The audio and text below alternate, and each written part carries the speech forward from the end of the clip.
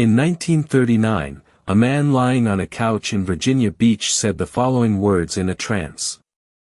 "You are to have turmoil, you are to have strife between capital and labor. You are to have a division in your own land, before you have the second of the presidents that next will not live through his office, a mob rule."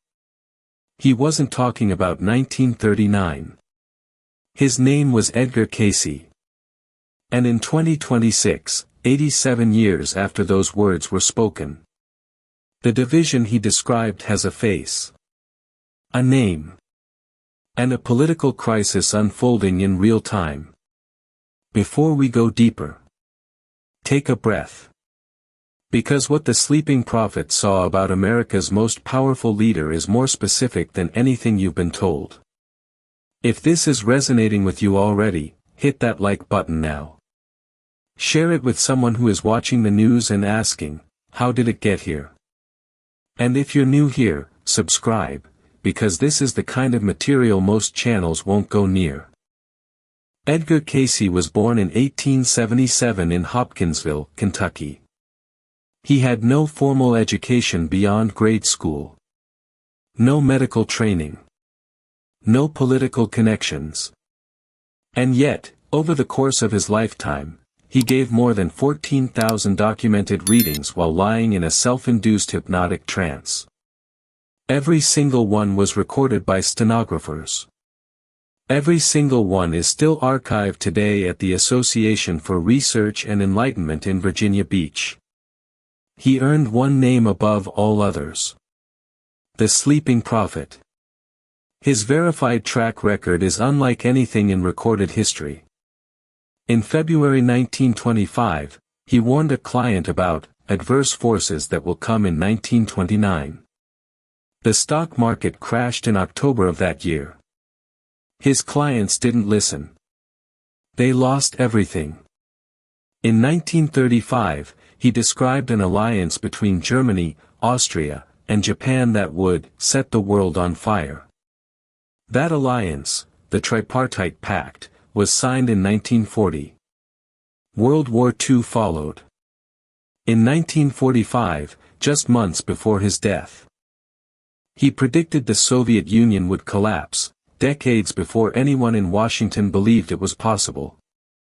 The USSR dissolved in 1991. More than 11 years before their discovery, Cayce described the Dead Sea Scrolls in specific detail. Archaeologists found them in 1947. Researchers who have studied his 14,000 readings place his documented accuracy rate among the highest of any prophet in modern history. And now, in 2026, the reading he gave about America's leaders, its division, and what comes after a powerful man falls, is no longer a prophecy. It is a news cycle. In reading 3976-13, Edgar Cayce spoke directly about America's national destiny. He said, "For America is, then, unconquerable, save through internal strife." 6 words. Save through internal strife. Not foreign invasion. Not economic collapse from outside.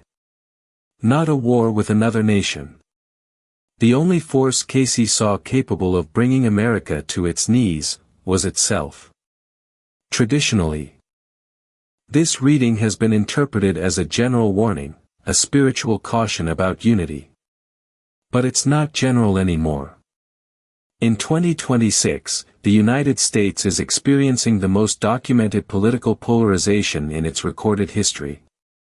The Pew Research Center's 2025 study found that the partisan gap in core political values is now wider than at any point in the 5 decades they've been measuring it. Congress passed fewer bills in 2024 than in any session since records began.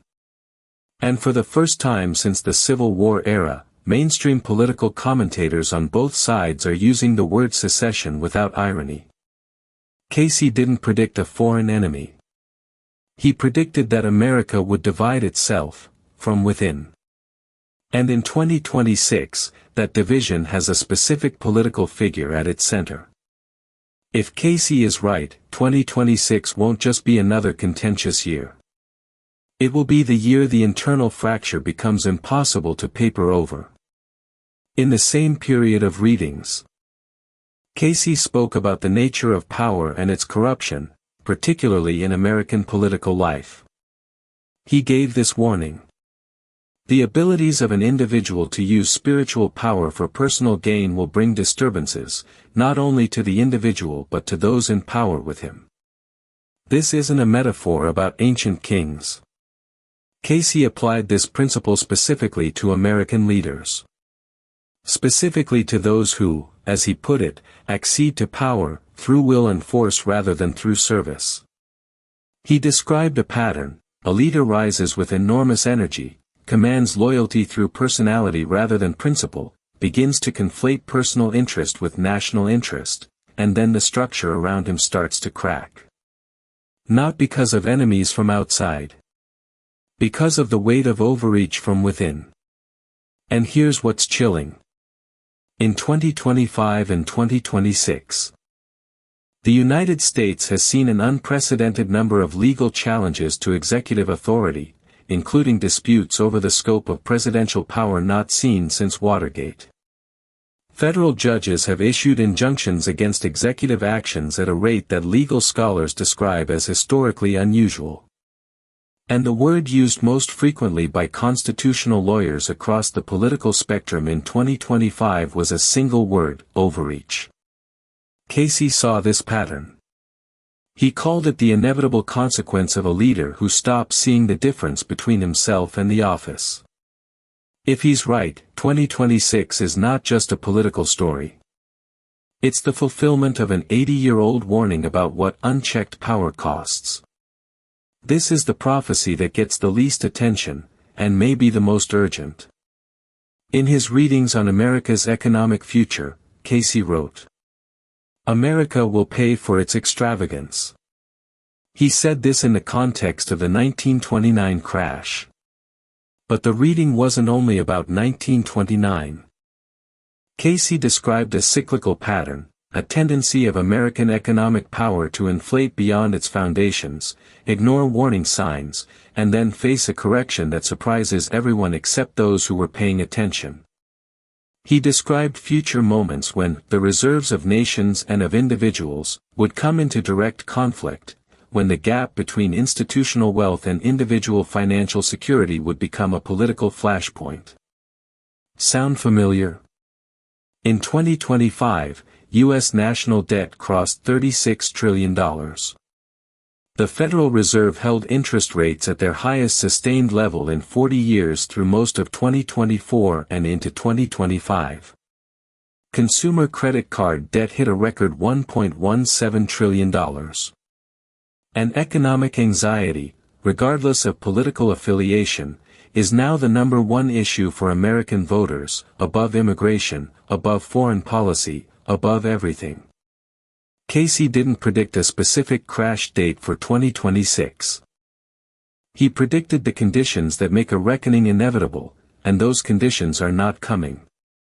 They're here. Now stop.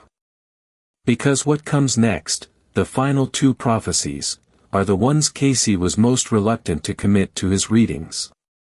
One of them is about what happens after the fall. And the other one is about you. Specifically. But before we get there, if what you're hearing is connecting with something you already feel, hit that like button now. Share this with someone who's been watching the news and asking, where does this end?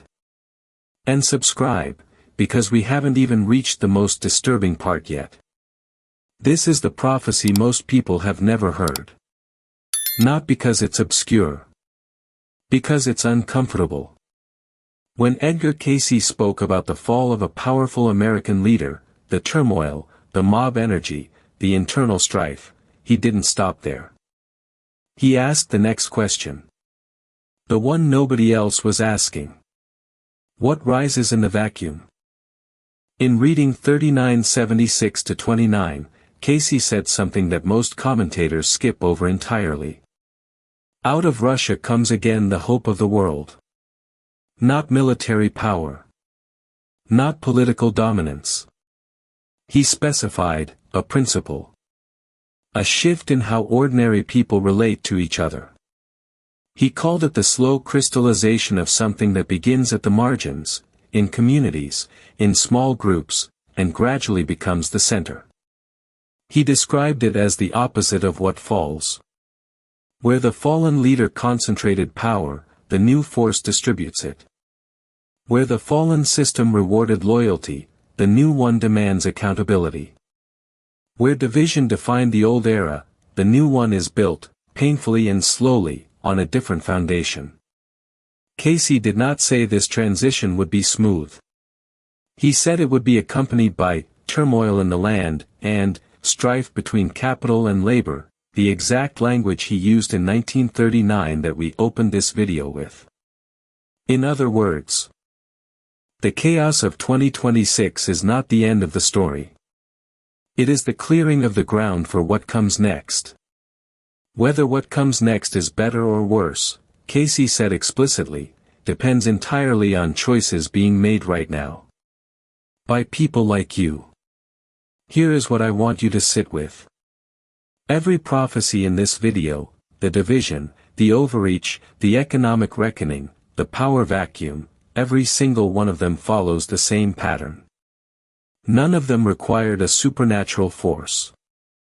None of them required divine intervention. None of them required anything more than human beings making the choices they were already inclined to make. And that is exactly what Cayce's most personal warning was about. In one of his final readings before his death in 1945, Cayce was asked directly, "What is the greatest threat to America's future?" His answer was not a foreign power. It was not economic collapse. It was not political corruption. He said, "The sin of omission. The failure of those who know better, to act on what they know. Not the people doing the damage. The people watching it happen." Cayce believed, and stated this across multiple readings, that prophecy was not fixed. That the future he described was always conditional. That the specific outcomes he saw were what would happen if people continued on the path they were already on. He was explicit about this. He said the readings were not fate. They were a warning system for people who still had time to respond. You are here, in 2026. You watched this video. You know what the sleeping prophet saw. That's not an accident. Cayce said the people who seek this information, the ones who look when others look away, are precisely the people the warning was meant for. The question he was really asking across all 14,000 of his readings, the question buried underneath every prophecy, was never, "What will happen?" It was, "Now that you know, what will you do?" So what does all of this mean for you, right now, in 2026? First, this isn't history. The reading about internal division has a specific, measurable political crisis attached to it right now, one you can track in real time. The warning about overreach is in federal court filings, not prophecy books. The economic conditions Cayce described are in this month's debt reports. This is not abstract. This is this week. Second, knowing the pattern gives you something most people don't have, context. When the next headline breaks, when the next crisis escalates, you will not be caught off guard. You will recognize the shape of what's happening because you've seen where Cayce said this pattern leads. Third, and this is the most important thing, Cayce was explicit that none of this was inevitable. The readings were warnings, not sentences. The outcome of 2026 is not written. What is written, what Cayce said repeatedly across decades of readings, is that the people who seek the truth and act on it are always the ones who change what comes next. Watch for 3 signals in the next 90 days, escalating legal challenges to executive authority, a significant market event tied to debt ceiling or Federal Reserve decisions, and a political realignment, a shift in who stands with whom, that surprises even the most seasoned analysts. Cayce said these would all happen in close succession. He called it, the turning. Stay informed. Stay grounded.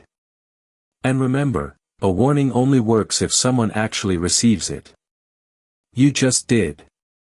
So remember what Edgar Cayce, the sleeping prophet, saw about this moment. America is unconquerable except through internal strife, and that strife has a name in 2026. The leader who conflates himself with the office always pays a price, and so does everyone around him. And the question that outlives every political crisis is always the same: what rises in the vacuum, and who builds it? If this video opened something for you, hit that like button. Subscribe and turn on notifications. Because in the next video, I'm going to reveal what Cayce saw specifically about America after 2027, the vision he gave in August 1941 that described a nation so transformed it was almost unrecognizable, and why the people around him in that room went silent when he finished speaking. Leave a comment with the word prophet if you made it to the end. I read every single one. Stay informed. Stay prepared. I'll see you in the next one.